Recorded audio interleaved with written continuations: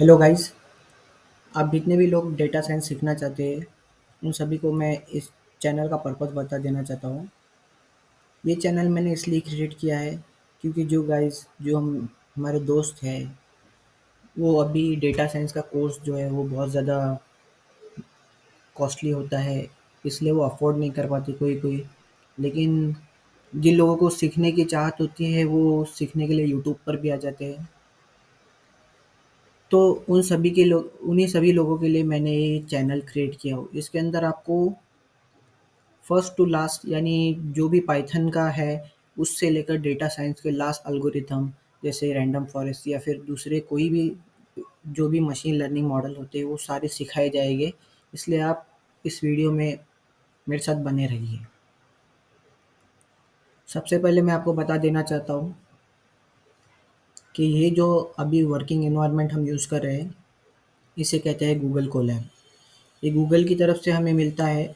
इसे आप मोबाइल के ऊपर भी यूज़ कर सकते हैं और पीसी में भी यूज़ कर सकते हैं। जिसके पास मोबाइल होगा वो मोबाइल पर यूज़ कर सकते हैं, जिसके पास पीसी होगा वो पीसी पर भी यूज़ कर सकते हैं। और आप में से अगर कोई दूसरे लोग बहुत ज़्यादा जानते हैं इन सभी इन्वायरमेंट के बारे में तो उनको पाइचार्म भी मालूम होगा, जुपिटर नोटबुक भी मालूम होगा और बहुत सारे एटम और दूसरे भी जो वर्किंग इन्वायरमेंट है जैसे वीएस कोड उन सभी के बारे में मालूम होगा। तो वो सारी बातें बाद में रख देते हैं। सबसे पहले ये गूगल कोलैब है उसके बारे में बता देता हूँ। यहाँ पर ये जो गूगल कोलैब है इसकी तरफ से हमें 107 जीबी जो है वो उनकी तरफ से मिलती है। हमारे फ़ोन का कोई भी स्टोरेज यूज़ नहीं होता। हमारा डायरेक्ट ये जो हमें सेव फ़ाइल को सेव करना होता है, ये फ़ाइल जो है वो हमारी सेव हो जाती है हमारे गूगल ड्राइव के अंदर। और ये रैम और जो भी चीज़ है वो वर्चुअल है, तो हमारे सिस्टम का 1 भी एमबी यूज़ नहीं होता। तो आप डरिए मत कि आपका सिस्टम यूज़ होगा और आपका मोबाइल हैंग करने लग जाएगा। आप इसे फ्री में यूज़ कर सकते हैं।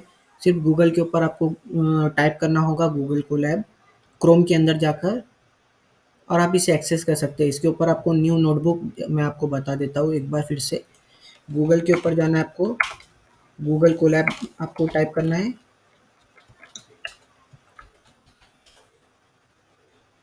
आपको सबसे पहले यहाँ पर ऐसे आ जाना है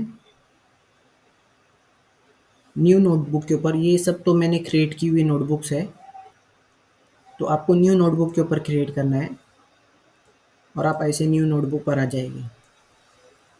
1 मिनट। और फिर आपको यहाँ से कनेक्ट करना है क्योंकि जब तक ये कनेक्ट नहीं होगा गूगल के सर्वर से तब तक हम इसे यूज़ नहीं कर पाएंगे क्योंकि इसके अंदर ये जो है वो पाइथन के साथ इंटीग्रेटेड है। तो हमें यूज़ करने में जो हमें यूज़ करना होगा पाइथन हमें यूज़ करना होगा। हमारे सिस्टम के अंदर तो पाइथन ने यूज़ जो इंस्टॉल्ड है, ये गूगल के जो सर्वर्स है उसके अंदर पाइथन इंस्टॉल्ड है। तो हमें ज़रा-सी भी हमारा जो स्टोरेज है मोबाइल का उसे यूज़ नहीं करने की ज़रूरत है। तो आपको टेंशन की बिल्कुल ज़रूरत नहीं है। अगर आपके पास मोबाइल होगा तो आप मोबाइल के ऊपर भी यूज़ कर सकते हैं अगर आपके अंदर सीखने की चाहत है तो। तो बाकी सब बातें आगे रख देते हैं। सबसे पहले जान लेते हैं डेटा टाइप्स। और डेटा टाइप्स को जानने से पहले हम जानेंगे वेरिएबल क्या होता है। वेरिएबल जो एक चीज़ ऐसी होती है वेरिएबल जिसके अंदर हम डेटा टाइप को स्टोर करते हैं। वेरिएबल क्या होता है आपको सबसे पहले बता दूँ। वेरिएबल होता है जिसके अंदर हम डेटा को स्टोर करते हैं। जैसे कि यहाँ पर ये जो ए वेरिएबल है उसको मैं असाइन कर रहा हूँ 12। ये जो ए है वो हमारा वेरिएबल है और 12 जो है वो हमारा डेटा टाइप है या फिर डेटा है। इसके अंदर ये वैल्यू है, ये कोई भी एक उसको डेटा टाइप कहते हैं। और ये कुछ भी हो सकता है, 12 हो सकता है, 15 हो सकता है, कुछ भी हो सकता है। और ये जो 15 है इसे हम अपनी ज़बान में क्या कहते हैं, और ये हैश है इसे हम कमेंट्स के लिए यूज़ करते हैं। कमेंट्स के लिए क्योंकि ये जो है वो इंटरप्रेटर जो पाइथन हमारी लैंग्वेज है वो एक इंटरप्रेटर लैंग्वेज है। आपको कोई भी अगर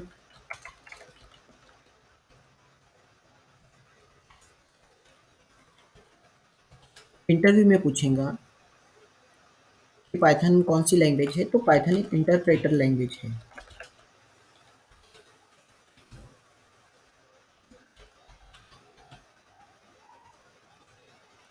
तो ये जो हमारा इंटरप्रेट करेगा, जैसे ही हम इसके ऊपर रन के लिए क्लिक करेंगे, तो ये इंटरप्रेट सिर्फ इसी चीज़ को करेगा, ये दोनों वैल्यूज़ को मतलब ये जो हमारा वेरिएबल है उसे इंटरप्रेट करेगा, और ये जो वैल्यू, ये जो असाइन करने का ऑप्शन है हमारे यहाँ पर, ये जो इज इक्वल टू है, वो असाइनिंग के लिए यूज़ होता है। और ये जो 15 है वो हमारा वेरिएबल है, सॉरी, हमारा डेटा टाइप है। यहाँ पर आप चेक कर सकते हैं, अभी मैंने रन किया था, ये देख लीजिए।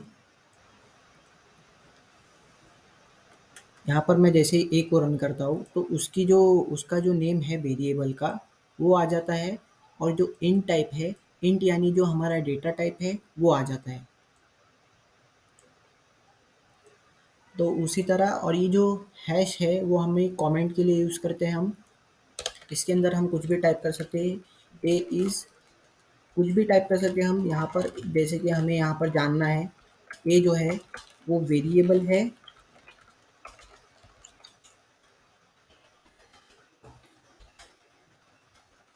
और 15 जो है वो डेटा टाइप है। 15 जो है वो हमारी वैल्यू है, सॉरी, और उसका डेटा टाइप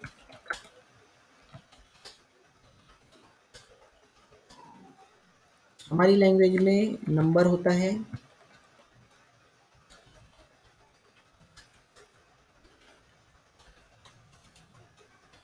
लेकिन पाइथन की लैंग्वेज में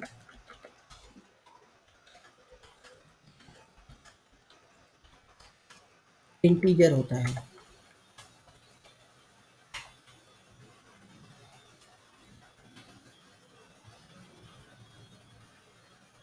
जैसे कि यहाँ पर मैं इसका टाइप चेक कर रहा हूँ, टाइप ए टाइप करता हूँ मैं, तो यहाँ पर इंट आता है, यानी इंटीजर, ये शॉर्ट फॉर्म है उसके लिए। और इसके अलावा बहुत सारे दूसरे भी इंटीजर जो हमारे डेटा टाइप्स है, उसके बारे में भी हम जानेंगे। लेकिन सबसे पहले मैं आपको इसके बारे में बता देता हूँ, ये जो गूगल कोलैब है इसके अंदर हमें प्रिंट टाइप करने की ज़रूरत नहीं होती है। अगर हम प्रिंट यहाँ पर टाइप करते हैं, तो हमें जो क्लास है, ए जो है वो सॉरी, जो इंटीजर है वो एक क्लास है। उसके बारे में भी हम आगे जानेंगे, क्योंकि वो ऑब्जेक्ट ओरिएंटेड प्रोग्रामिंग में आता है, जो कि हमें आगे क्लासेस डिफाइन करनी होगी। हम आगे जो यूज़र डिफाइन फंक्शन के बारे में हम सीखेंगे, फंक्शंस के बारे में हम सीखेंगे, तभी हम जानेंगे। क्योंकि जैसे कि टाइप जो है वो एक ऑब्जेक्ट है, ये टाइप है, इसके ऊपर अगर आप होवर करेंगे, तो आप जानेंगे यहाँ पर ये जो टाइप है ये एक ऑब्जेक्ट टाइप है। ये जो है, ये ऑब्जेक्ट है, वो हमें उसमें सीखना है। हमें क्लास, ये जो क्लास का एक मतलब ये पार्ट है, क्लास में हमें बहुत सारी चीज़ें मतलब क्लास जो है वो ये उप्स का एक कंसेप्ट है, तो उसमें हम ये सारी चीज़ें सीखेंगे। लेकिन हमें सबसे पहले हमारी बेसिक्स जो है वो क्लियर करनी होगी। तो ये सबसे पहले हम जान लेंगे कि ये जो टाइप ए है, ए जो है वेरिएबल, वो एक इंटीजर टाइप है, मतलब 15 जो है वो एक इंटीजर है। उसी तरह से अगर यहाँ पर मैंने एक एस टाइप करके, एस करके वेरिएबल मैंने ये कर दिया है, क्रिएट कर दिया है, और उसे वैल्यू असाइन करता हूँ,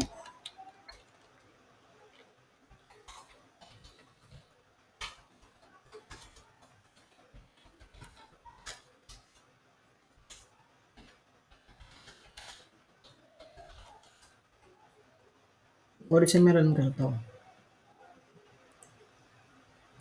और इसका टाइप अगर हम देखेंगे, तो ये एक स्ट्रिंग है। अब स्ट्रिंग क्या होती है? स्ट्रिंग वही होती है, जैसे कि हम, मैं आपको अब बता देता हूँ यहाँ पर, जो हमारे सिंगल कोट्स, इसे हम सिंगल कोट से भी डिनोट कर सकते हैं और डबल कोट से भी डिनोट कर सकते हैं। जैसे कि यहाँ पर मैं आपको करके दिखा देता हूँ, इससे स्ट्रिंग पर कोई भी फ़र्क नहीं पड़ेगा, ये जो डेटा टाइप है वैसा के वैसा ही रहेगा, स्ट्रिंग ही रहेगा वो, ठीक है। और हमारा जो नेक्स्ट डेटा टाइप है वो एक फ्लोट है। तो फ्लोट क्या होता है? फ्लोट और इंटीजर में क्या फ़र्क होता है मैं आपको बता देता हूँ। फ्लोट जो होता है वो हमारी एक डेसिमल पॉइंट, जो डेसिमल जो वैल्यू होती है, ये 5 के बाद जो पॉइंट वैल्यू आ रही है वो एक डेसिमल वैल्यू है। इसमें 1 भी हो सकता है, 2 भी हो सकता है। आप मैथ्स अगर आपने पढ़े होंगे तो आपको मालूम ही होगा। अभी मैथ्स तो सबके लिए कंपलसरी है, तो इसमें तो कोई शक नहीं है। तो ये जो है टाइप, इसका टाइप जो है वो फ्लोट है। तो हमें नेक्स्ट जो चीज़ जाननी है वो है इन दोनों में फ़र्क क्या है। जैसे कि हम सॉरी, ये दोनों चीज़ों के बारे में फ़र्क मैंने बता दिया वैसे भी, कि जो पॉइंट के बाद होता है वो एक फ्लोट वैल्यू होती है 5.2, या फिर जो भी पॉइंट आ जाता है वो फ्लोट वैल्यू होती है, और जिसके अंदर कोई पॉइंट नहीं होता वो एक इंटीजर होता है। और ये वही, जैसे कि हम यहाँ पर ये वेरिएबल एफ है, इसको हमने असाइन किया हुआ है फ्लोट वैल्यू, तो ये इसके अंदर स्टोर हो गई है। यहाँ पर आप चेक कर सकते हैं, ए के लिए इंटीजर है, और यहाँ पर बी, अभी तक मैंने ये पहला वाला सेशन है इसका। जो एफ है वो हमारी फ्लोट वैल्यू है, और एस जो है वो स्ट्रिंग है यहाँ पर नम के लिए, और ये नम भी मैंने पिछले सेशन में चालू किया था। एस को हमने स्ट्रिंग के लिए लिया है, शॉर्ट फॉर्म लिया है स्ट्रिंग का, उसे हम यहाँ पर हमने स्टोर किया हुआ है, एस के अंदर स्टोर किया हुआ है। अगर हम उसे यूज़ करना चाहते हैं स्ट्रिंग को, तो हम अभी भी यूज़ कर सकते हैं।